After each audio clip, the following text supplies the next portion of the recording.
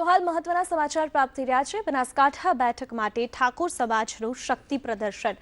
જિલ્લા ભાજપ પ્રમુખ કેશાજી ચૌહાણને ટિકિટ આપવા માટે આ શક્તિ પ્રદર્શન કરવામાં આવ્યું છે। ઠાકોર સમાજના આગેવાનોએ નિરીક્ષકો સમક્ષ શક્તિ પ્રદર્શન કર્યું છે। કેશાજીને ટિકિટ ન મળે તો ચૂંટણી બહિષ્કારની ચીમકી પણ ઉચ્ચારવામાં આવી છે। ઠાકોર સમાજના અગ્રણી ઉધારજીએ આપી છે આ ચીમકી। બનાસકાંઠા લોકસભા બેઠક પર 4 લાખથી પણ વધુ ઠાકોર મતદારો છે, એટલે કે ઠાકોર મતદારોનું પ્રભુત્વ ધરાવતી બનાસકાંઠા બેઠક પર શક્તિ પ્રદર્શનની ચીમકી આપવામાં આવી છે।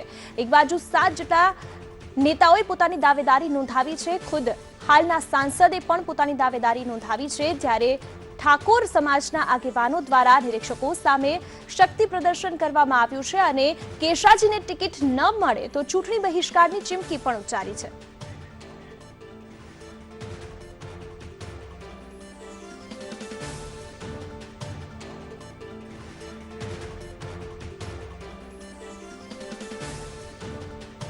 બનાસકાંઠાના ગણિતની ચર્ચા કરીએ તો બનાસકાંઠામાં કુલ 7 વિધાનસભા બેઠકોનો સમાવેશ થાય છે અને આ વિધાનસભા બેઠક એટલે કે વાવ, થરાદ, ધાનેરા, દાંતા, પાલનપુર, ડીસા તેમજ દિયોદર બેઠકનો વિધાનસભા બેઠકોનો સમાવેશ લોકસભા બેઠક એટલે કે બનાસકાંઠામાં થાય છે।